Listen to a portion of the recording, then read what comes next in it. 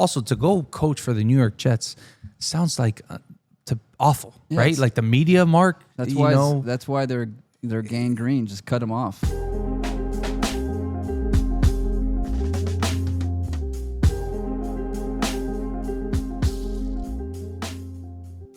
Hey guys, welcome back to Little Big Opinions. I'm Big. And I'm Little. And we also got Mark here on the ones and twos in the background. What's up, Mark? Hello, everyone. So, ladies and gentlemen, we today are going to talk AFC East. Yeah. American Football Conference, East Division. You know, this is where we live. This is what we have been mediocre at for years, is trying to get out of this division. We wanted to bring to you some in-depth analysis from Little and from Big over here. Yeah, so we're going to do our best to, give you something a little bit different. We're going to give you the Dolphins, of course, because that's what we want to do. Dolphins are going to come at the end of the review. But before we get to that, I know that it's work days and work weeks, and we all might feel a little agitated. But how are you doing? You're doing all right? Because you feel a little something. It's funny you ask. So the other day, I'm at my desk, and I didn't feel pop, but I felt something, right? Pop's never good. Yeah. But particularly, this was in my testicle, my cojones region. Oh, my gosh. Here we go. And this pain wouldn't go away. It started to linger, little by little, and it wouldn't go away. Little didn't do anything. I don't know what you're talking about. So it doesn't go away, and I'm kind of freaking out. By like the third day, it comes on and off, and the more I think about it, the more I freak out. But I am the biggest hypochondriac, and I have come from a long line of hypochondriacs. Yeah. So my mind's going 1,000 meters a second. I am crying in bed next to my daughter while I'm, saying goodnight to her, I'm crying next to her, thinking this is one of the last times I'm ever going to speak to her. Just really worried here. I'm thinking all the bad things. So you just went to sleep, woke up, and didn't do anything about it, I assume. Absolutely not. I got on the phone, called my doctor, and showed up, and they asked me what's going on, and I told them over the phone. I told them there's something wrong with my testicles. Okay? And they said, "Oh, please come in." Yes, please come in. So they see me pretty right away, and I show up, and my dad's been going to him for years, right? This guy is very tiny. He's probably 5'8". Very doesn't crack a smile always, right? Like, so me, I have to feed off of this guy. Why are you looking at my man tits? 5'8", small. Yeah, 5'8". Yeah, I'm 5'8". Doesn't laugh a lot. I was like, "Are you talking about me?" Dude? Yeah, kind of. Very dry sense of humor. It's like looking in a mirror, right? So I tell him what's going on. He's like, "Okay, so drop him." I'm not, I wasn't prepared for this. I should have been. So I just drop him. He tells me to cough. I'm good, right? Like, he's like, "Oh, everything looks good." So then I keep telling him that I'm kind of feeling it towards the gooch area, like in the back, towards the anus. Okay. Okay. So he looks at me. He goes, "Well, that's around your prostate," and I immediately freak out. I'm like, "Oh, it's prostate cancer. I'm screwed." Of course. So he's like, "I can check your prostate." So I go, "What does that mean?" He goes, "Well, I gotta go in. I gotta go in there." So I go. You're 37, no? 37 years old. No one has ever touched my prostate. No, yeah, they shouldn't have. Correct. You don't start that till you're 50. Yes, the colonoscopy. So this guy just starts. I ask him. I tell him, "Listen, you got to walk me through everything you're gonna do. I'm not gonna just let you go in without you telling me what's going on." So he tells me what he's gonna do. And I tell him, "Doc, I'm super scared. This is terrible." He goes, "Well, you're telling me I just ate lunch." That's I don't want to do this either. Yeah, that's so right there, he's living it up. And while he's saying that, I'm probably loosening up down there. It is what it is.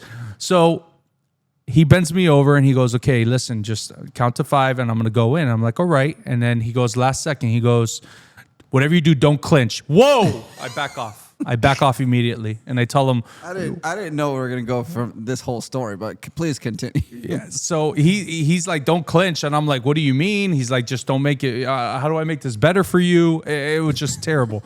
He goes in. It's the longest 5 minutes. Okay, you're done. You're done. You're good. Everything is good. Everything felt good.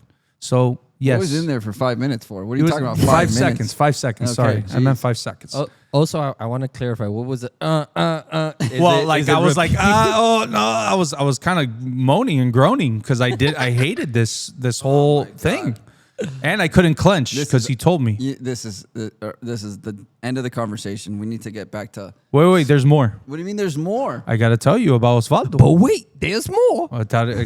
So doctor says you're good, but just to be safe, I'm going to order a sonogram of your testicles.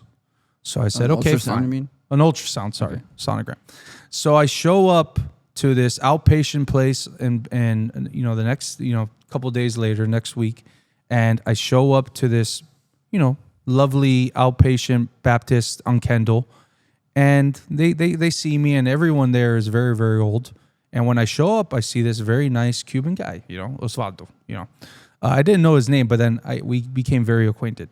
So he tells me, he goes, okay, this is what I'm going to do. Just pull your pants down, and I'm going to take one scan for 10 to 15 minutes and then another 10 to 15 minutes.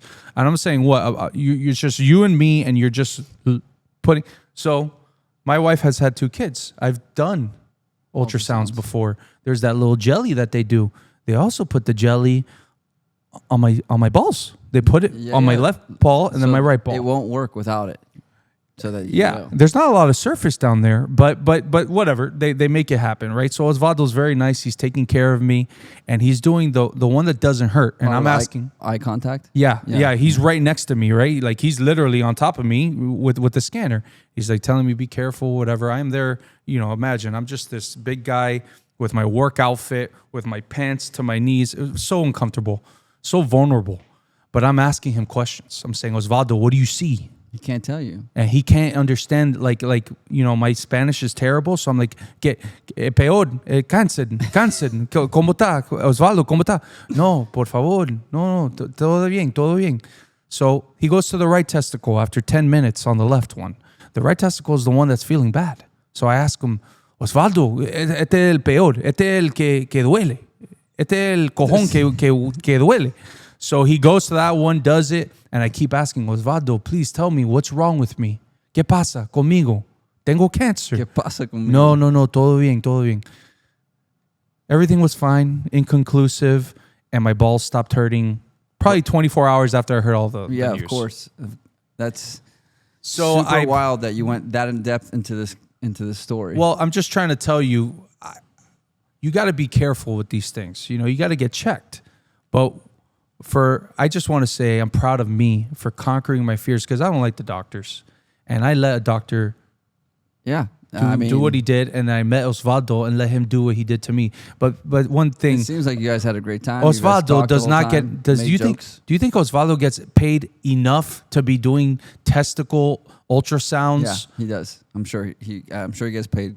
What do you think that he was saying to his wife that day? I saw this 300-pound gentleman, and he was coming on to me while I was touching his testicles. He kept on wanting to talk to me. I just wanted to do my job, but he wouldn't stop. There was a language barrier. So does he think that I was hitting on him? Because that was not what I was trying to do. I was just trying to find out what my prognosis was. Yeah, I think your 3 words of Spanish were fine. Peor and cáncer is not going to be a problem there.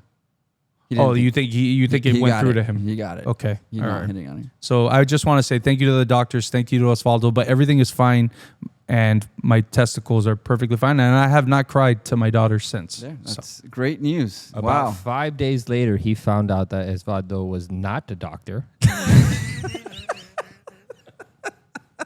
Well, he's not. So it's been a whirlwind of a couple weeks at the Lafarga house. Let's stick to what we're good at, or what we think we're good at, which is talking about football, right? Yeah, now that I have a lot in life, I feel like I'm, my second chance. I'm ready. I'm ready to talk football. So let's talk the beast of the AFC East, as we like to say, the Buffalo Bills. Okay, last year they finished with a 13-4 record.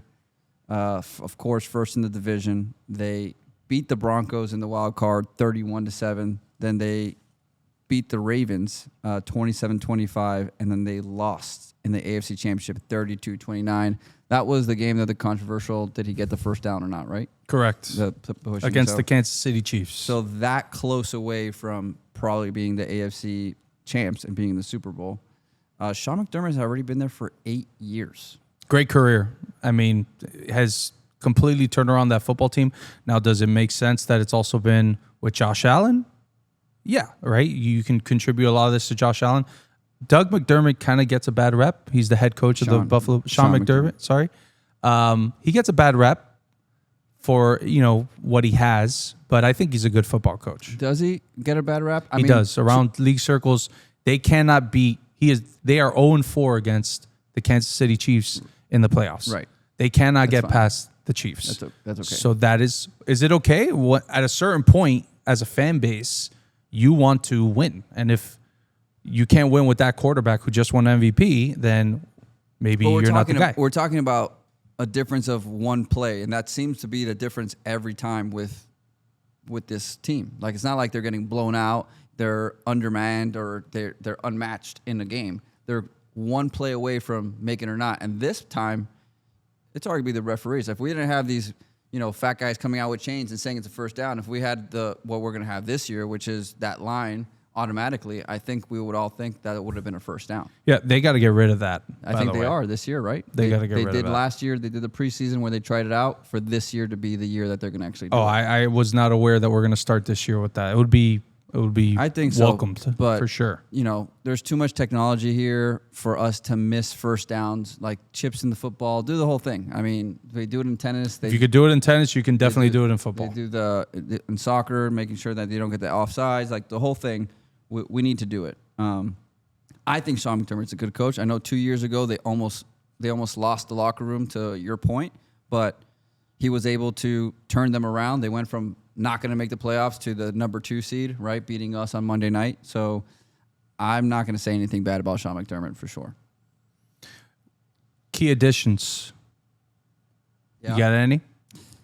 I think their biggest addition is Joey Bosa, and that's really replacing Von Miller. So is it really an addition to the team? I think he's just replacing someone, not really adding anything to their defense. And their defense, we can get into it a little bit. Their secondary is a lot like ours. They're younger. They're trying to see if they can get by with draft picks and young players versus trying to make any splash. They don't have the money, like we don't have the money because they paid the quarterback. So I'm not really too scared of their defense. They were not in the top 10 for the defense for the first time in a while. So I think they're slipping, and I think that's where we can exploit them as far as Dolphins, which we'll get to them in a little bit. But I'm not too scared of them. Their defense specifically? Their defense is their Achilles heel and has been for years, right? Getting off of the field or making a big play.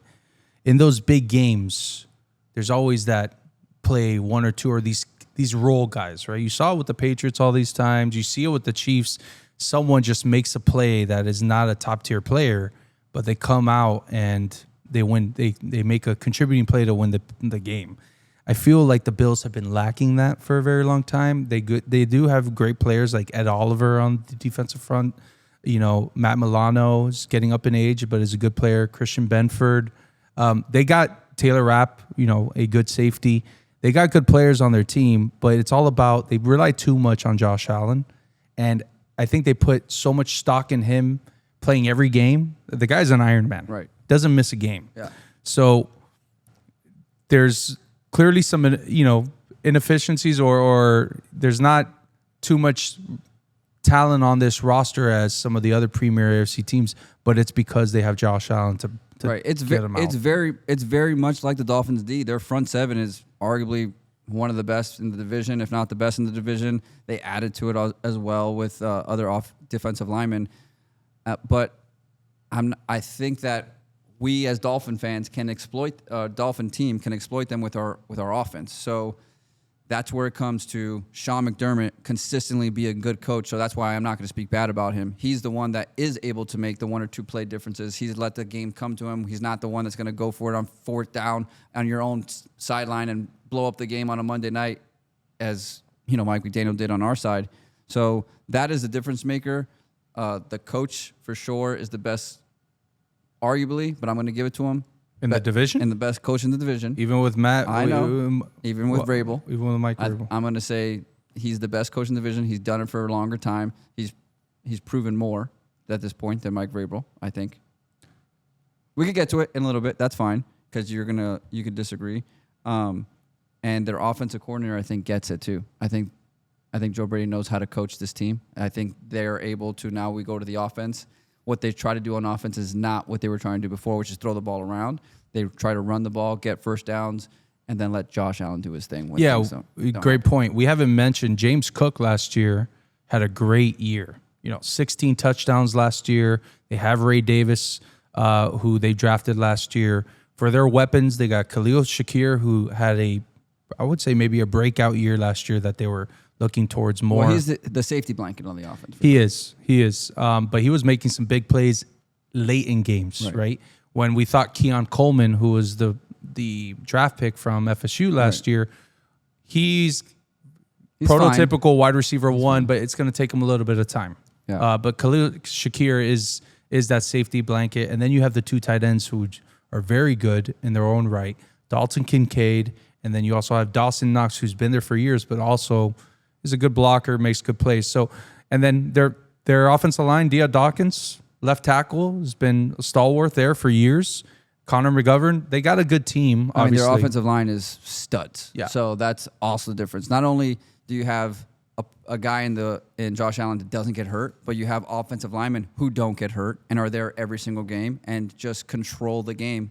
And football comes down, I'm going to keep saying, 1 to 2 big plays. When teams are, there, 1 to 2 plays a game, and if they can push the line of scrimmage, or if something breaks down, you have Josh Allen, it's too difficult to play against the Buffalo Bills. Yeah, the trenches here, their offensive line is great, and then you also have on the other side of the ball, Ed Oliver, as we mentioned, but again, Greg Rousseau.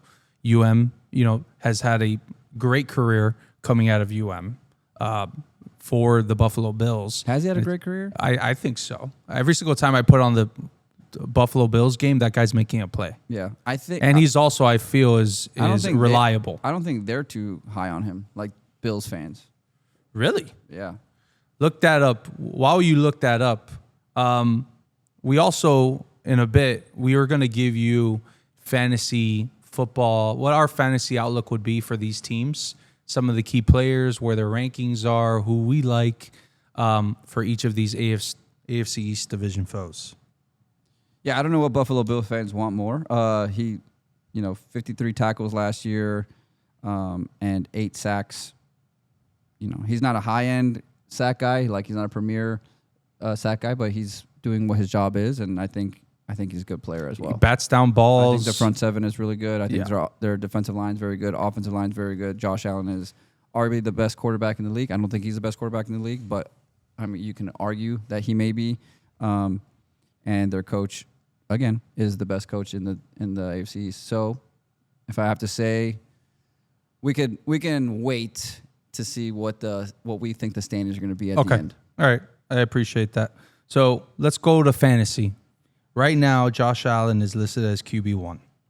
These are rankings, right? Last year, coming off of an MVP year with 42 total touchdowns, 500-plus rushing yards. He's reliable, will be there for you in the playoffs. He's probably going to get you to the playoffs. QB1, but he's probably going to be going either late first round, I would say, or second round, depending on what you're playing. We play in a few different leagues, right? You got keeper leagues, and then you also have a 2 QB league, something that our personal friends league has changed to 2 QBs. So Josh Allen is going to be at the top of the. Yeah, we also have keeper league. So keeper league plus 2 QB league. Our QBs get drafted early. For sure, in our mind, he should get drafted in the first 2 rounds. I've never had him for fantasy. Must be incredible. Yeah, I would love for you to draft him so that you give him the Ryan's jinx. Okay. And that would be great. All right, I'll do that. Because I'll take an L for Josh Allen to not be playing against us all the time. Then you got James Cook at the running back position, RB12 this year on the standings. These are PPR rankings. Last year, James Cook had a top 10. He was finish. RB8 last year with 16 touchdowns. Josh Allen was QB2 behind Lamar Jackson. Exactly. Of course. Yes. James Cook is definitely a solid pick. But the only thing that I have question of, he hasn't shown up at all offseason. He wants a new contract. So are they going to try to use someone else and not feed him the ball as much as he was, because the reason why he's so good as a fantasy football option is because he's the only guy. There's really no other option there. Ray Davis, they drafted him last year. They thought that he might have a little bit more of a share workload, but not really. Didn't, it was all on James Cook. Let's see. Maybe they give him some more touches this year, but James Cook last year the usage was through the roof. Right. And that's why he was an RB1 and was drafted probably as a mid RB2. Right. And again, because of their offensive line, if he's in the goal line and he's getting the touches, then that's what you want. You want touchdowns. Now, when you say goal line, agreed, but QB might be taking some of those touches. But Cook got plenty last year. Yeah, 16 touchdowns. Now, will Ray Davis this year be the one that starts to get them a little bit? That's where we have to see what happens. But I definitely think he's worth a top. He's an RB1 in my opinion. You think he's an RB1? Yeah. James Cook is. He's on the borderline, RB1s to your RB2s. But if you end up with him and you have some solid first-round picks, as far as like maybe you reached for, you thought the tight end was the best tight end or the best quarterback, then I think you're okay with James Cook. Yeah. And then as far as, would you draft Shakir? He's wide receiver 40 right now. I think that's good value. Or Keon Coleman? He's wide receiver 46. I think Keon Coleman might be has a higher ceiling. Right. Who would you draft ahead of him? Like knowing that I would probably take Shakir because I know he's guaranteed maybe like as a wide receiver 3 that can get me 11 to 12 points consistently throughout the year. Yeah, I had him last year in a lot of drafts because I thought he was going to be the breakout guy for them, and he was, so to speak, and it wasn't worth having on the team. Okay, so that's good to know because now I won't draft him. I mean, unless they put more on the offense on him, I'd take my chance on Coleman for what you said, the upside. Not hopefully, but if you're a Bills fan, hopefully he takes a big step next year, and I'll take the risk on him over Shakir because Shakir will be there. I don't think anyone's going to be rushing to draft him. Yeah, and then one other addition that they added to the team was Joshua Palmer at the wide receiver position, coming from the Chargers. He's wide receiver 76. You're not going to be drafting him. No. So it's those first two guys that you're looking at. And then the other big one is Kincaid. Right. He's right now tight end 13. So I also had him in some in some leagues last year because thinking the first, I drafted him being my tight end 1. I would be happy with him, and then Shakir would be my hopefully flex guy that turned into something. I was wrong because they run the ball that much, and Josh Allen just runs so much that it's just him in the offense. Remember, I think his passing yards weren't through the roof last year. I think when you looked at the numbers, he ran a lot. I'll get that for you, but talk a little bit about Kincaid. So it other than Stephon Diggs, productivity hasn't been there because he likes to Josh Allen likes to distribute the ball amongst. He doesn't really lock onto one specific receiver. And that's when he's better. And that's when he's better, exactly. So, these pass catchers typically are not ranked higher, although they're a really good team. Since they distribute the wealth, there's not a lot of high-ranking players or high-scoring players on the Buffalo Bills other than the quarterback and the running back. Yeah, so he didn't run any more than he usually does. He had 531 yards rushing, which is basically on his average. He had 2 years of 700, but he had 12 rushing touchdowns last year, Josh Allen. And then Josh Allen had 3,700 yards passing and 28 passing. So 3,700 yards passing is not, in this NFL day and age, is not something. I mean, the year before he had 4,300. So, yeah, that says enough. So, they're good players. I think Kincaid is a very good player. I think Shakir is a good little option as far as for flex and stuff, but I just wouldn't bank on anybody right now. I tried last year. It didn't work. I'm not going to do that again. Maybe this is the year to do that. But I don't think there's much as far as fantasy on this team besides Josh Allen, James Cook. Yeah, I agree with you. Well, and then obviously you have the kicker and the defense, but we're not going to talk about those. Yeah, you guys can do your own research on that. I'm going to do something for both of you right now. I'm going to do a player A and a player B. Okay. While I was looking this up. All right. Okay. Let's do it. Player A, 76 receptions, 821 yards, 4 touchdowns. Say it again. I wasn't paying attention. Sorry. 76 receptions, 821 yards, and 4 touchdowns in 15 games. Okay. Player B, also in 15 games, 58 receptions, 744 yards, 2 touchdowns. Who would I rather have? Obviously, you'd rather have player A and player B. I'd rather have player B. You'd rather have player B. Yeah, I'd rather have Jalen Waddle than Shakir. Oh, there he is. Wow. Yeah, I mean, how many less receptions did he have? That's not an efficient player on player A. 18 less receptions on. Yeah, it's not as efficient. No. Excuse me. Player A had 76 receptions. Player B had 58. Right. And there's not that drop off is not that much more. He's a more efficient player than player A. I'd rather have Jalen Waddle any day of the week. I don't care what. How is he more efficient if he had less receptions, less yards, and less touchdowns? If he had as many catches as he would, the yards would be there. What's his yards per catch? You're gonna make me do this math right No, now. I'm not gonna make you do it. I'd rather have Jalen like Waddle. 11 yards to catch to 12, Yeah. So 13. So you could draft Shakir in the 3rd round, please. Player A's contract was $985,000. Player B's contract was $9 million last year. Well, We're also talking about a Josh Allen being the quarterback versus kind of sometimes it was Tua. I mean, so like you're talking about a player who had a backup quarterback for how many games? 6 games? Yep. That's correct. yeah. I mean, that's pretty good. And not a backup quarterback. I mean, So you guys are all about yards per catch because one was 10.8, the other one was 12.8. So if that's what you guys, I'm just saying, for someone that is getting paid $20-something million starting next year, and Jalen Waddle, his production compared to somebody that had a breakout year. I know what you were trying to do. You're trying to catch me and like, oh, gotcha. No, I knew that you were going to notice. I just wanted to just show you how Waddle was ass last year. In a real, no one's arguing that he had a down year last year. Okay. No one's arguing that at all. Well, Why do you keep putting that on? What was Because we have a podcast and that's what we have to do. What was Tyreek's stats last year? Was Tyreek's stats good last year? 1 arrest. Next question. And 1 divorce. Yes. Oof. All right, so let's go to the next team, the New England Patriots. This is a scary team right here. This is a scary team. And one thing that we did not mention real quick. Yeah.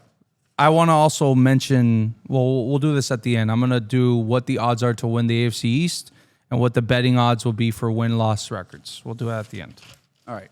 So the New England Patriots last year were 4-13. Jared Mayo was a coach, and he's been fired since then. Last year, they had 17 points per game, which was 30th in the league, and they allowed 24.5, which is 22nd in the league. You're not going to win many games with those as your averages. So we have Mike Vrabel. We both know, we've already said it, we're humongous fans of Mike Vrabel. How did he get out of Tennessee? New head coach. Mike Vrabel was the old head coach for the Tennessee Titans. Always did a lot, or did as much as he could with pretty putrid rosters for years. Putrid, relax. They had Derrick Henry. They had players. DeAndre Hopkins. They had also Ryan Tannehill. And they had a great defense. They did have Ryan Tannehill, which took them as far as you would think that Ryan Tannehill could take you. And for our viewers out there, Mike Vrabel also won multiple championships on the New England Patriots. He was a defensive player for them, a linebacker, probably a Ring of Honor guy. He was a linebacker coach for Kansas City as well. He played for them and then was a coach for them as well. For who? For Kansas City. I don't know the answer to that question. I think at the end of his career, then he coached a little bit with the Texans, and then he became the head coach with the Titans, no? Yeah, so he's coming back kind of like his alma mater, right? He's coming back for the organization where he won multiple Super Bowl rings with, and he has a great mentality. He's a player's coach, defensive guy, but he just gets the most out of his players. He also knows how to coach. So again, like Sean McDermott, if it comes to 1 or 2 plays, I'd rather have him than Mike McDaniel, unfortunately. And we saw it live on the Monday night game where Will Levis came back and beat us because he just made the right decisions. I feel like Derrick Henry didn't play a lot that game. No, because he did not. We were down. He was able to know when to go for 2, put him in the right decision to make the plays to win, and their players did make the plays to win, where Mike McDaniel in that same game decided, let's go 3 and out, let's just run, instead of try to go and win the game. Let's try not to lose the game. And when you let the players make the play, unfortunately that time, those Titans who won 4 games that year, which got Vrabel fired, ended up coming back and winning. And Will Levis is now no longer part of the Titans because he's out for the year. So most likely Cam Ward is the day one starter. That wasn't just their only key addition this year. I love that, Mark. They also had the most money to spend in NFL free agency. They had the most available salary caps. So they went after Milton Williams, who won a Super Bowl with the Philadelphia Eagles last year, was a key contributor in that Super Bowl and their playoff run. He's on the defensive line. You also have Carlton Davis, who's a really good cornerback. They're pairing him now with Christian Gonzalez, who is a stud cornerback. Stud. So now they have a formidable duo in the secondary with Jabril Peppers as well, who's Solid. He's revitalized his career. They also added Stephon Diggs, people. This is a guy that torched the Dolphins years and years with the Bills. Harold Landry, another player that Vrabel brought from the Tennessee Titans. Morgan Moses. They also had Will Campbell, who's looking to be their future left tackle for years to come, coming out of LSU at the number 4 pick. And Travion Henderson, who is a running back, a stout running back from Ohio State, who just won a championship, national championship. He's going to be paired up with Ramondre Stevenson. So this is a young football team with Drake May. It all relies on, all questions are on how is Drake May going to be in his second year. People think the arrow is pointing up right now, trending up for this team. But with a talented roster, a young roster, and a coach that can develop and be a rah-rah guy and get the most out of his players, the Patriots are a scary team, and maybe a scary team, maybe not this year, but next year. What you didn't add is they also brought back Josh McDaniels to be the offensive coordinator, which I do think is nice for Drake May. I think Drake May would be very good in that Tom Brady type of role. I don't think he's not Josh Allen. He's going to have to make plays on time. He's a big guy. He does have the arm strength he needs to make every throw. But with that being said, their second quarterback is Ashton Grant. They don't have anything behind Drake May to help in that room. I think if there is an abundance of information for that offense, because we know that's a lot of stuff going on, no one's going to be able to help him to develop that second year. It's a lot easier to be a good quarterback when you're a rookie and you're thrown in the middle of the year and your team's not very good and you just go out and play for fun. When there's a little bit of pressure on, we'll see how he does. I do like Drake May. I think he's a good, solid player with potential. I don't think he's a for sure hit or anything of that nature. Their offensive line still is a big question mark. So, yes, you want to run, you want to do all these things, but will they be able to? So the theme comes back to offensive line, and it will continue to be here. I don't think they have enough in the offensive line. I think everything needs to be perfect for them to be able to run the offense that they want. They're going to be putting more on Drake May than they want to, and I don't think Stephon Diggs is the guy to help them as he was 3 or 4 years ago. He's older. He's coming off an ACL injury. Mm-hmm. Yes, can he be perfectly healthy to start the season? Yes, but rehabbing and training are two different things. He's not training for most of his rehab for offseason. He's rehabbing and then starting some training.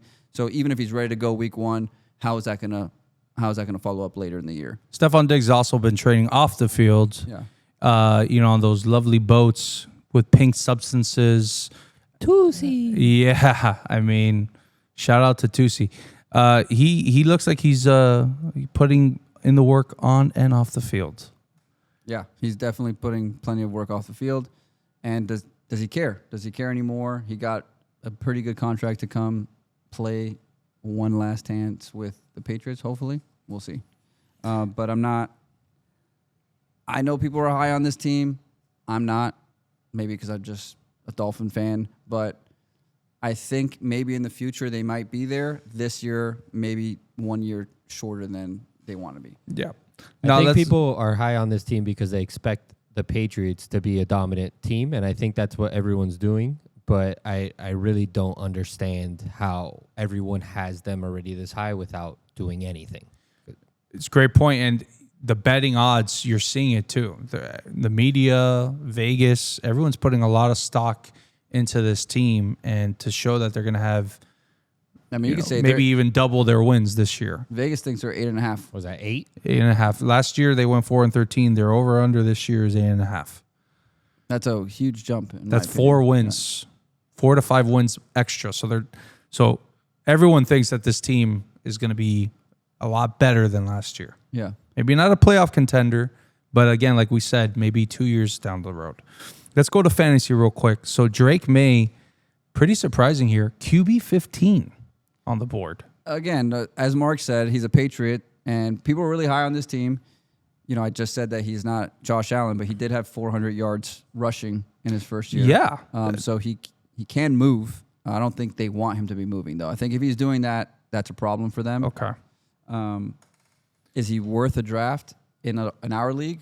1,000%. 2 QBs, absolutely. 1,000%. But he could be your backup, a formidable backup to a QB1. Yeah, I think you're good with drafting him with the potential that he turns into your QB1, so you can hold off a little bit on him.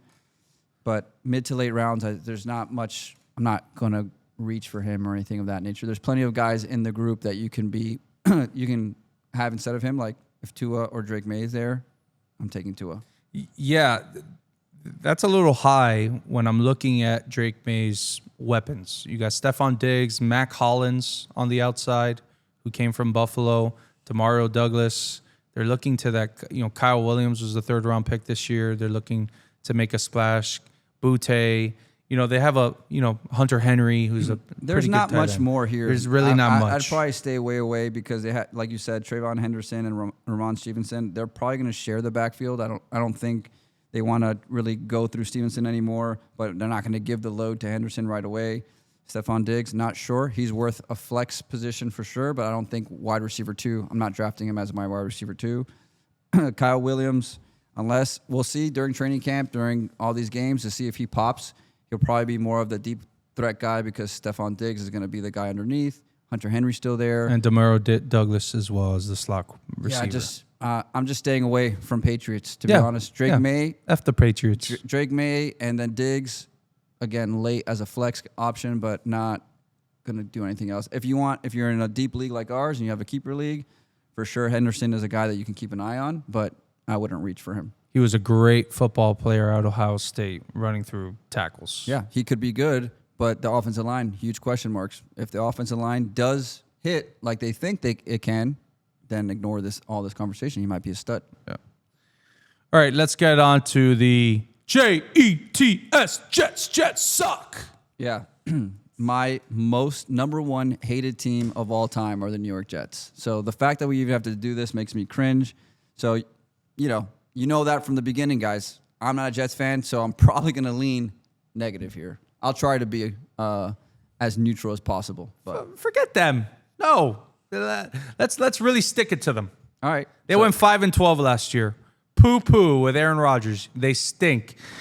They didn't make the playoffs. Games? That's more than I thought they won. Yeah, they didn't make the. Yeah, they beat us in the last game. Remember when Tyreek quit? Oh, that's right. Playoff. So they finish. won more than the Patriots, by the way. They won one more than the Patriots. That's correct. Playoff finish. Did not sniff the playoffs. By the way, Patriots, real quick, did not sniff the playoffs. They haven't made the playoffs since 2021, which they got annihilated by the Bills. Let's not talk about playoffs. Mac Jones. We have nothing to say there. Okay. The last time that the Jets went to the playoffs, you want to take a guess? All right. So the Jets went to the playoffs with Rex Ryan. Those defenses. When was the last time they went to the playoffs? 2008. 2000 and I'm going to say 2011. 2010, right in the middle. Gosh, I was going to go 10. Sorry for clapping into the mic. You were saying it too. I thought you were going to say it. Lost in the AFC Championship game to the Steelers. Those are those stud Revis defenses. Island, Yeah, back to back. I remember being at a game when we were with, supposed to be good against those teams. And for some reason, there was a Monday night game against the Jets. The Jets were on Hard Knocks, so Rex Ryan respected us. I used to love, he respects the Dolphins. They're a good team. And for some reason, on third downs, we were howling at the moon. every third down, the whole stadiums were just howling. I'm like, what are we doing? Of course I was howling. But after we lost. Did we? Oh, we lost. Yeah, after we lost, I'm like, what are we doing? And that was the beginning of the end of, I think, probably Joe Philbin. Well, you can't really. What could the Dolphins do? Like a. But we've never done that Can you do a good dolphin? We've Mark? never done that before or after. Oh, that's really good, dude. That kind of sounds like a horse. That sounds like a dolphin. All right, dolphin it is. Mark, put it on the board to save it. Yeah, Put it. like it on save the it for board. later. Yeah, On the. It's on. there, perfect. Can you do it one more time? All right, that'll work. Key additions: Justin Fields. That's Well, all I first got. of all- That's first all I of got. all, the key addition is Aaron Glenn. Aaron Glenn is the defensive coordinator for the Detroit Lions. So they're going to come over. Of course, it's so Jets, though, right? They get the defensive coordinator, not like another defensive coordinator. Not the offensive coordinator and Ben Johnson from the Lions, right? Right. They didn't go after the sexy pick. Would he want to go there versus go coach against Caleb Williams? Probably not. But if you throw him enough money, maybe he would have. But Aaron Glenn, I'm sure he's a great coach. I'm sure he has a lot to do. But, you know, I remember the first year Aaron Glenn was at Detroit. That defense was terrible. He played for the. Well, yeah, he won 1-15 or 1-16. Aaron Glenn also played for the Jets, so Right. this is another homecoming guy coming back playing for but his he alma played mater. for the Jets 94 through 2001. Those Jets were not very good. Yeah, I understand, but still, he played he for has the no pride. team. You know, it's someone that's returning to the organization. Also, to go coach for the New York Jets sounds like awful, Yeah, right? it's- Like the media, Mark. That's you why. know, That's why they're gang green. Just cut them off. Like what? why would anybody bad want to for you. go to coach the Jets? Deal with that monster that is the media over there. So obviously, Everyone should check on Adam Gase and see how he's He's doing. Oh! he's doing fine. He's in his country club, hitting golf balls, getting paid millions of dollars. I would love to be Adam Gase. Getting paid millions of dollars. Yeah, because he got fired. He still gets money from his contracts. Remember, he became the coach of the Jets as well. Yeah, I do remember. He might but, not be getting paid anymore. It might be. but he made all that money, is what you're yeah. trying to say. What he's doing? He's just sitting at home playing golf. I would love that. No. I mean, absolutely. Yeah. You just, when your name comes up, you're just a total failure. And I don't care. Or a meme. That's I fine. mean, the eyes. That's fine. I'm Crazy sure, eyes. I'm sure something that you may have done or I'm going to do on this podcast may be a meme at some point, especially talking about, you know, your genitals. But anyways, we're going to go back. Cojones. We're going to go back to the coordinators. Have you heard of Tanner Engestrand? Because Never. That's offensive coordinator. He's coming from the Lions as well, so maybe he's the next Ben Johnson because I think everybody would laugh at Ben Johnson. But then in why fairness to didn't that. they keep him if he was the next Ben Johnson? Because Ben Johnson is going to the Bears, so he's going to run the offense. He's going to be the one calling the plays. But you would think that this guy would have jumped into the Lions role after Ben Johnson left. Yeah, I'm just saying I am laughing at it, but I'm not going to laugh too much because no one knew who Ben Johnson was. He was part of our organization at one point, and we let him walk, and that guy's a genius. We'll get to him in another day. But the coordinator I do like is they do have Steve Wilkes, who has past head coaching responsibilities, so he can help them a little bit. You know, he can be the guide. I think that's a big mistake that rookie coaches do not do, is bring experienced coaches to be coordinators. It's so much coming on. It's one thing to just focus on the defense, but to focus on an entire game, I think, is a bigger challenge than these people give credit for. He's a defensive guy. He's bringing Steve Wilkes, who's a former head coach and a defensive guy. He can lay off. He can actually be a head coach. So that's the one thing that has me worried that I'm not really worried. But if I were to be worried that it may be a good hire, is the fact that he's putting precedent that he wants to be the head coach and not the defensive coordinator and let the offense do whatever they want. It's a great point. I have no stock in the Jets, nor would I ever, even if they were good. I hate them to their inner core. I don't think they have. I mean, when I think about the Jets, I think about their secondary and Sauce Gardner, and the defense, Quentin Williams, and things of that nature. They're still a good team. They're a great team, but a year ago, I mean, a great defense. a year ago, good defense with Aaron Rodgers, we were talking about this possibly being a playoff team, possibly an AFC Championship type team. Garrett Wilson. Okay, yeah. They just signed Garrett Wilson. They just signed Sauce Gardner. We know they're going to play a physical offense. They drafted more offensive linemen. They're trying to fix again. If their offensive line hits with Justin Fields, is he the best quarterback out there? No. Can you win in the type of style that this guy might want to play, which is run first, and then pop some plays off? He can make some plays on his feet and then throw to Garrett Wilson. Garrett Wilson's always open.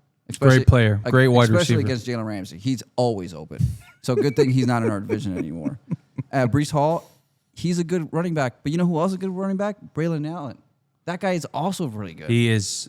Mark, you need to look up when you're alone in your bed, Braylon Allen weight training squats. And he's what, 20? In YouTube. 21?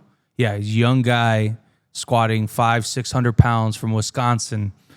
He is a scary, scary dude, and he's fast. Their running backs are good. They're still good. Their safeties are a question mark, but their front seven's very good.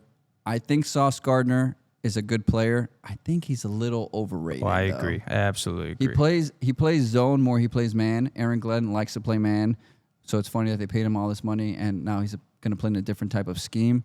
But I think you had to pay him. I don't think he should walk. Yeah, he's got great ball skills, but he also gets torched, and a lot of penalties from Sauce Gardner. A lot of penalties. But again, there can play a style of offense that makes it one or two type of plays that you have to make the difference to win the game. So you can easily lose the game. And I'm going to say this because it's not like the Miami Dolphins are going to for sure be in the playoffs and for sure going to win the AFC. Like, they're the same type of middling type of team that, yeah, they can pop off 12 wins, but they could easily win 5 or win 4. We'll get to them next. But am I ultimately scared of them? No, and this is where I preface by saying I hate the Jets. So I don't think it's going to plan out for them. I don't think the offensive line is going to pan out. I don't think Justin Fields is going to pan out. I like it. It's first year coaching. He's going to have a little bit of trouble in his first year. How does the team respond? The team's been there for a while, so we saw a little bit of that with Garrett Wilson and Sauce Gardner last year. When things weren't going right, they didn't like it anymore, and they kind of shut down, and that's really what you don't want. This team might just be sick of it and sick of each other, and if things don't go well early, then it might not go well for them. Let's get to some fantasy outlook for the New York Jets. Stinking Jets.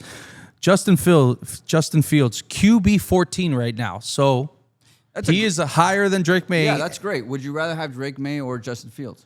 I would like Justin Fields. I think you love Justin. I love Justin Fields. I've always been a big fan of him. Coming out of Ohio State, he runs the ball and he's got arm talent. Garrett Wilson is a heck of a player on the outside, a wide receiver for this guy. So, and he's got Breece Hall and Braden Allen. I like Justin Fields, and I will be drafting him as my QB2. Yeah, so I know why I was not very good last year in fantasy football, because I relied on a lot of New York Jets and a lot of Buffalo Bills. So now it makes more sense. I thought Breece Hall was going to be a stud last year, and he was very disappointing. I do think he's definitely worth the same thing like James Cook, like RB1, RB2. He could pop off RB1, but you're okay with RB2. RB20 right now for Breece Hall. That's good value. Yeah. If he drops that much, I'm definitely going to take it. If he's taking that value, he's more RB2 flex guy. I'd be happy if he's my RB2, I think. Garrett Wilson, wide receiver 17. This is a guy that's coming off of 3 straight to start his career. 1,000-yard receiver, 1,000-yard seasons. Had 100 catches last year, 101, 7 touchdowns. That was with Aaron Rodgers, but that was a shit show of an offense last year. Garrett Wilson, like you said, is reliable, always open, doesn't miss games. Hasn't missed a game. Yeah. So wide receiver 17, he's a wide receiver 2. I would also be happy if he was my wide receiver 2. Yeah, I would, because he's a Jet, I would have to see how the board falls. I'm not as high on him as I would be like Breece Hall, I think. I think Breece Hall is in line for a better year than Garrett Wilson because of the type of offense that they're going to want to run. You're wrong, and I'm going to tell you why you're wrong. I'm going to tell you why you're wrong. There's one person on this team that is going to be the best in fantasy at his position. The tight end? No, that's Mason Taylor, by the way. He's the nephew, I think, of Jason Taylor. What? Yeah. The son. Oh, he's the son. Jesus. Okay, got it. All right. But who is the kicker? His name... We said we're not talking about kickers. Is Harrison Mavis. Mark, this guy is 6 foot, 242 pounds, and he has the best nickname in the NFL right now. His nickname is the Thicker Kicker. Oh, that's a great nickname. The Thicker Kicker just came out of the UFC Birmingham Stallions, came from Missouri, bunch of big kicks in Missouri. Missouri had a great year for the Stallions, the Fighting Stallions out of Birmingham, the UFL, and now got a contract with the Jets. I will be drafting the Thicker Kicker as Quest for 300 is looking for its first title. All right, well, for anybody in our leagues that are listening, this guy's telling you everybody who's going to draft, so go ahead and listen up, and you can get ahead of him if you want any of these guys, but I don't think you want any of these guys that he said so far. Okay, let's get to the Dolphins. The Miami Dolphins. Let's get to the Miami Dolphins. Last year, 8-9, of course. 8 or 9, 9 and 8, same shit. Every different year. Last time the Dolphins made the playoffs, Chris, 2023. We sniffed it. We wanted to lose so we can go play Kansas City instead of winning a game and playing and beating. I don't think anybody wanted us to lose. Beating Josh Allen for a second straight week. Remember that stupid conundrum that people were laying out back in 2023, and got destroyed by the Kansas City Chiefs, who went on to win a Super Bowl that year. So the Miami Dolphins, key players, I think we've been going through it. Obviously, you want to go through offense? Yeah, let's start with the offense. Well, first let's start with the coach. We've gone through all these different coaches. Where would you rank Mike McDaniel right now going into the year as far as head coaches? As far as a head coach, I'd probably... AFC East. Oh, in the AFC East? I would rank him third, right above Aaron Glenn. I mean, that's not saying much because you're also going up against Josh McDermott or Sean McDermott. Jesus, can't say that guy's name right. Sean McDermott and Mike Vrabel. I mean, where would I rank him in the NFL? That's what I thought you were going to say. He's going into year 4, so I think he's a bottom rung head coach. Okay, I think he hasn't shown us. That's not good. But I can't wait. I can't wait for this reasoning and then what your record is going to be. Well, of course, because he's learning from his mistakes. But clock management is not there. It's clock management challenges. He's the worst in challenges. I think he's 4 and 13. I think he has 27% win rate on challenges. Yeah, not good in challenges. I hinted at this earlier. That pumping up the team.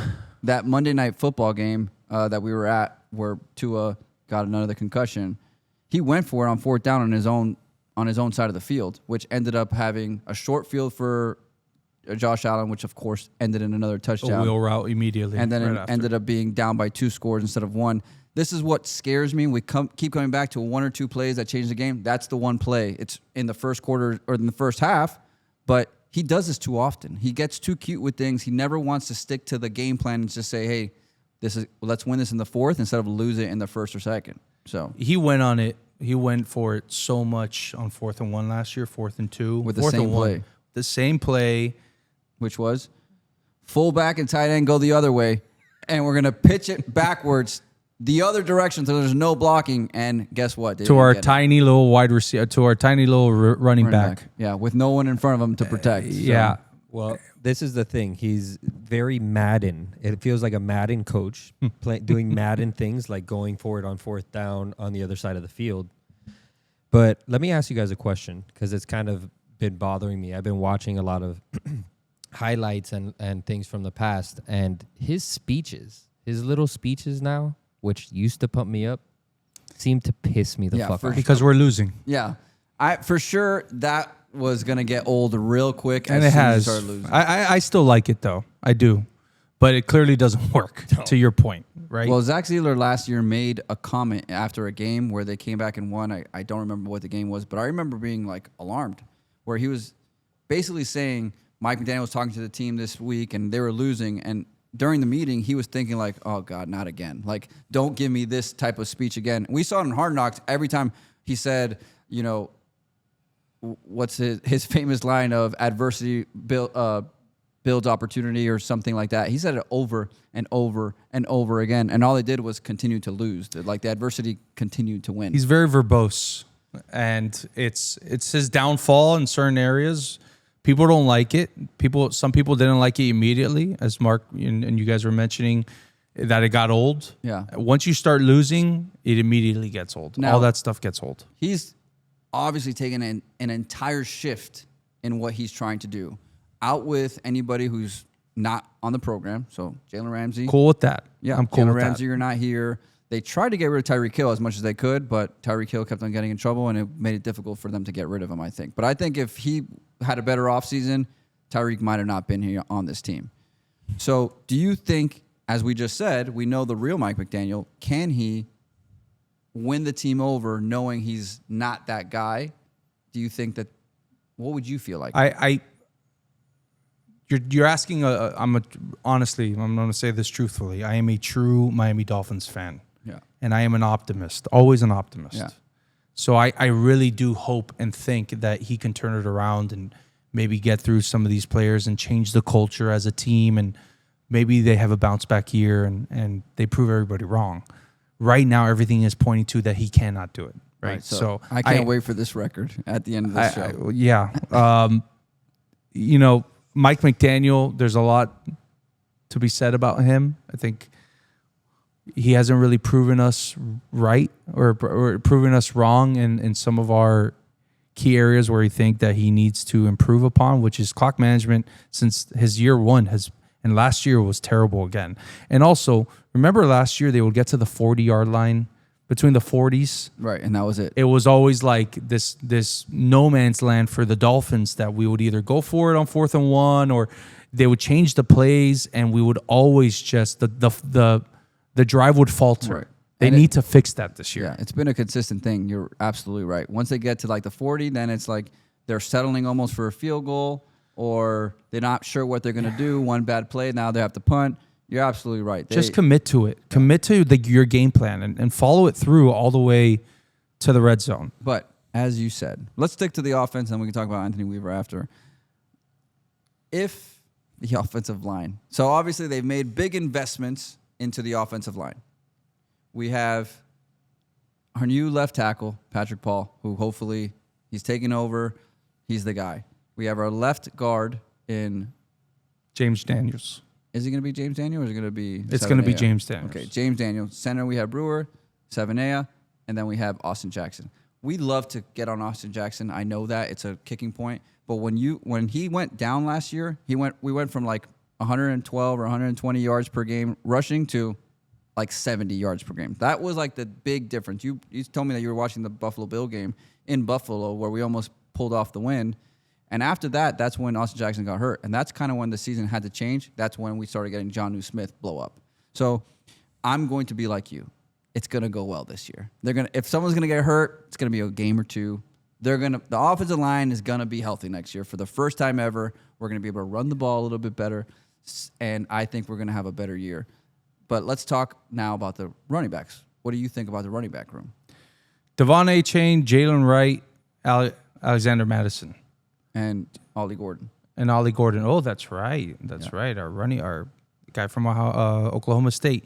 I honestly love this running back room. Devon Achane is a Swiss Army knife, great player, and he's not just getting little dump offs. He's doing like post routes. Remember last year against, I think it was the 49ers, went up for that like 17-yard post. Yeah. This kid takes hits, is reliable when he's on the field, and is a huge, huge part of this offense.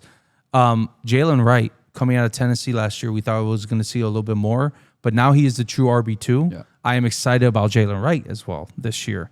And I think the running backs, here we go, the tickle the cojones that are clearly healthy. They're healthy. They're fine. Then you got the wide receivers, Chris. Tyreek Hill is going to have a revenge tour this year. Yeah, that's absolutely right. Like, he is pissed. Everyone's written him off. He had 900 yards last year, 800 yards last year. He is going to go off this year for at least 1,300 yards. Jalen Waddle, you know how I feel about him. Hope he proves me wrong. But then Westbrook and Kinney, You're more excited about Westbrook and Kinney? I like him. He's a good player. He scores touchdowns. And Jalen Waddle. He scores touchdowns. Get out of here, bro. He scores touchdowns. I'm telling you right now, if he has a better year than Jalen Waddle, then we're not going to be very good. Who has a better year? Westbrook one and of the Kinney? two of them, whichever one you like. I hope. I agree with you. there. I agree. But, let's see what happens. So Jalen Waddle needs to prove us wrong. In your excitement, prove us wrong what? He had one bad year without Tua. Like, I don't understand where this hate is coming from. I really don't understand it. I do not like the waddle. I don't like the penguin. I don't want to see you waddle one time. Oh, I'm gonna waddle. All right. I'm gonna waddle. No way. I'm not allowing that to happen. I'm gonna waddle. I'm gonna punch you I'm on gonna our waddle, seats. all And I'm gonna say no. You can't do that. So now it gets to our tight ends. Darren Waller, wolf. I mean, absolutely wolf. Forgot Julian Hill. Wolf. That guy is absolutely terrible. I mean, the worst football player in the NFL. Worse than Liam Eichenberg. Always missing assignments.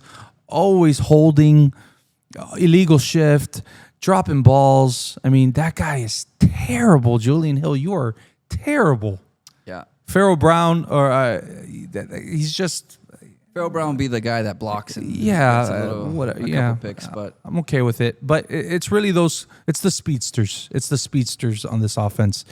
Whether we're going to get back to it to 2023 or if it's going to be 2024 again, then Mike McDaniel may not have a job by Thanksgiving. So what are you thinking about Tua's year? Tua's going to have a huge year because he's going to have dumping it off. When Tua plays, Tua's a very good quarterback. Whoa. Tua, I've never heard you say this before. of course, Tua Because is going to be like QB7 this year in fantasy. Wow. He's going to start every single game, and I'm going to give you my prediction on where they're going to go this year. Well, we're not done with the preview of the Dolphins. But Tua, I think, is going to have a great year. It's another year in this offense. I think he knows that this is his team, right? He needs to have another bounce back year too. He needs to prove to himself, to the team, that he can stay on the field and not make dumb plays like scrambling. He's already in his fifth year. He needs to stop scrambling for a 4-yard in. It's scramble for and nothing. Either throw the ball away or slide or get it. It's not scramble and try to like make a magic play happen. It's not going to happen. Tua's he's evasive. The right word. He's very good in the pocket. I sent you this the other day. He by far has the least time to throw. But to Mark's point, he also doesn't make anything happen either once he's out in the pocket. He doesn't extend the plays. Yeah. It's either set hut and pass, get it out of your hands. As soon as he starts to try to run away, they catch him. Yeah, that's fine. But I think he is elusive in the backfield. Right, he is shifty. He's good in the pocket. There. He gets away from. And I don't think that we're one of the higher sacks allowed teams in the NFL the last couple of years. That's all on Tua. Right? Yeah. So it's all the timing. I think he's a very good player when he plays. He is going to play this year, the full year, and he's going to show everyone like he did 2 years ago when he was third in MVP voting or whatever it was, that he is a premier quarterback in this NFL. Now, that's not just that. We're not even talking about the strength of this football team, ladies and gentlemen, because the strength of this football team is on the defensive side. In my opinion, even with the cornerbacks. Well, this is where we talked about earlier. It compares a lot to the Buffalo Bills. That front seven gets me excited. Gets me feeling like, okay, we got the big guy in the draft. Zach Sealer is not signed. Is mad about his contract. So is he going to show up? That's my one big question mark. We still need. He will. He's a team first guy. He will. We still need a corner, which Rasul Douglas looks like is the one that the Dolphins are trying to get the most. Okay. So whatever. At least he's better. You know, he's for sure a key cornerback too, so we'd be happy with that. But there's no CB1 100%, so we better be getting pressure on the quarterback with our front seven. Yeah, if we don't get pressure on the quarterback, we are toast. Yeah, and you hated Weaver all year last year, so I love this is the offseason, Ryan. I just felt like he didn't blitz enough because I came from the Fangio defense of always blitz. Fangio never blitzed. What are you talking about? He I feel like he always blitzed. He had to blitz with us because the defense was okay, but he blitzed with us, so thank you. But Weaver is all about, the trickery, kind of showing different looks to the quarterbacks throughout the NFL. I think he is a very good defensive coordinator. There would be a reason why he's getting, interviews for head coaching jobs. This is going to be his second year. I think he's growing something with these young players like Chop Robinson. They're going to be a very good football team. They're going to be a very good football team because we have a very good defense. And they're going to be a very good football team because our quarterback may win the MVP next year. It's not going to be QB7. It's going to be QB2. So can we just talk about if this season goes wrong? If it goes right, it's because of Tua. Can we be honest on that? Yeah, absolutely. Okay. but it's so fine line for it to go wrong. It is so thin because, again, this team is not built correctly. If one offensive lineman gets injured, who's the backup? Liam Eichenberg.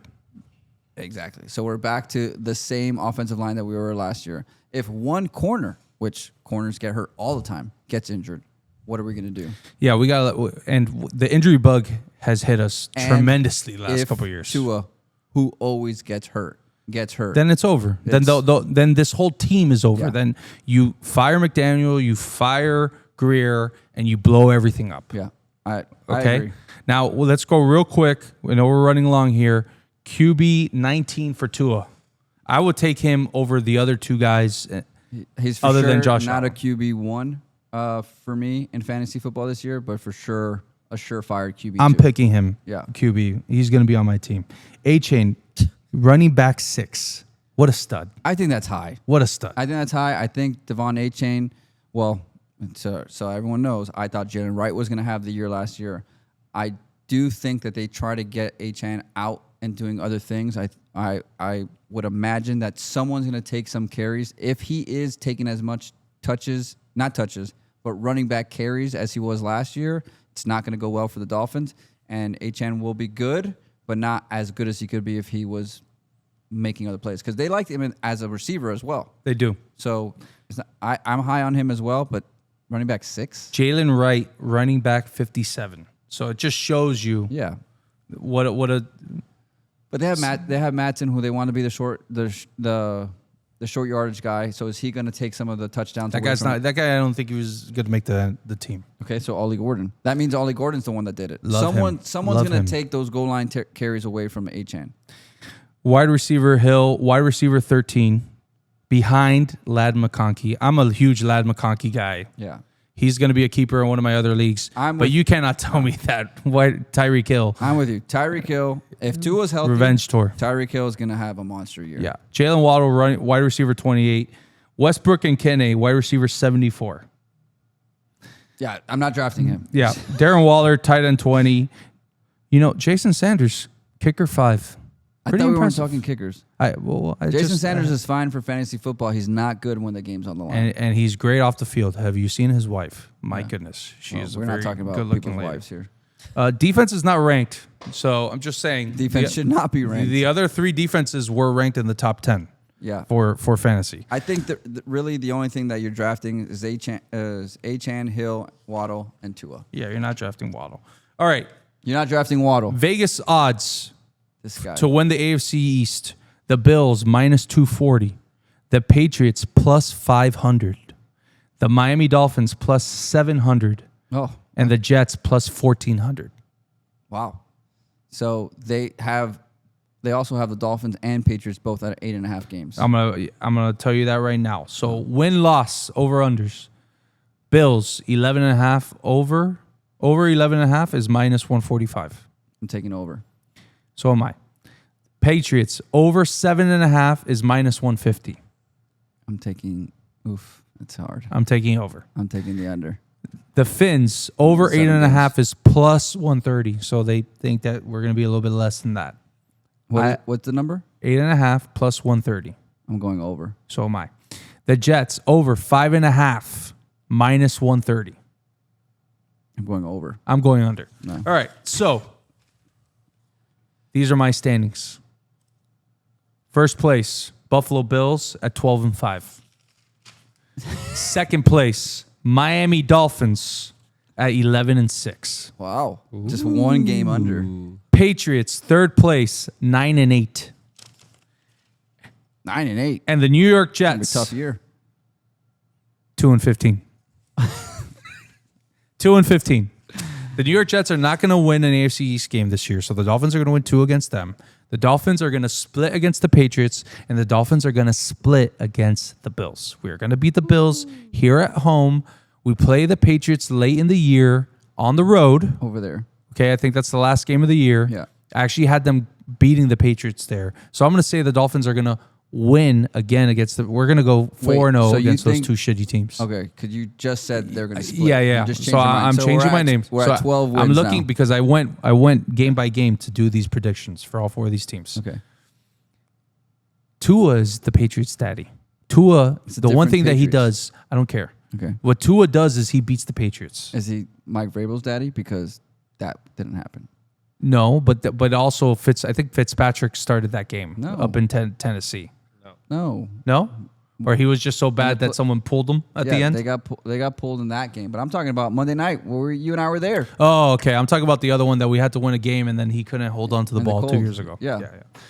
So, okay, he's not Mike Vrabel's daddy. He is the Patriots' daddy. It doesn't matter. It doesn't matter about the coach. Okay. It matters about the organization. Well, if we lose to the Patriots week 2 home opener for us, I'm going to be very sad.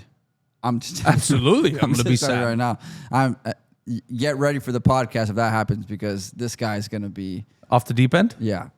So what are your predictions? So I like your prediction. Well, you said 12 wins for the Bills. Yes. I'm going to say they're going to match their 13 wins from the year before. Okay. The Dolphins are going to win 10 games. Okay.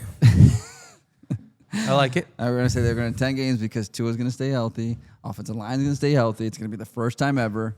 And we're going to see where we line up in the playoffs. And then hopefully we have a chance. The Patriots are going to, I think I said something else, but they're going to win 7 games. Yeah, you said over, so you're saying they're going to go I under. said over for the Jets. I think they're going to win 6. Okay. No, I said under. They were 7.5. You have 7.5 there. I said under. So you 7 wins for the Patriots, 6 for the Jets. Yeah. Wow. That's how it's going to end. Wow. And then we're going to lose in the first round of the playoffs. On a wild card, like on the road. Yeah, we'll see how it lines up. 10 wins gets you a wild card, maybe on the road. What do you mean maybe? You're not gonna be a wild card. No, wild card for sure. Oh, on the that's road. true. That's true. Yeah. Sorry. So do we have to play the Bills again? Do we have to play the Chiefs again? Do we have to play the Ravens? Yeah, we're gonna lose. Bengals. Yeah, we're gonna lose.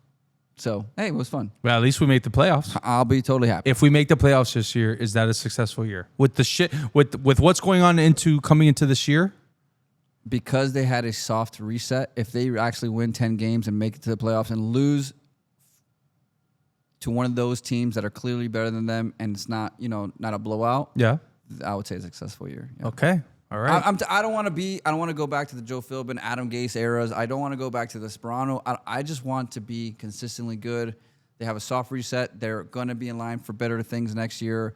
If that's what we're looking for, guys, we're not going to win the Super Bowl. Come on. We're not going to win the Super Bowl.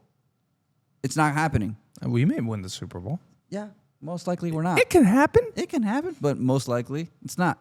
We're not the Angels. We're the Dolphins. All right, guys. I mean, we went a lot. We went into the weeds today. I think we ran a very long time, but we appreciate you all listening to us this late in the game. Tell us what you feel. Tell us what you think the Dolphins' record will be. Who do you think is going to win the AFC? Are the Patriots, or how about those over-unders? Do you think the Patriots, Jets are going to go over their win totals? But most importantly, check your testicles because you never know what may happen. Okay? That's what I want to let you guys know today. Check your testicles. Mark, let them know where they can find us. You can find us on 786 Sports on YouTube, Instagram, TikTok. Follow Cultura Media. Thank you to La Rubia for being today's sponsor and everyday's sponsor. You are very delicious. Thank you. Sayonara, suckers.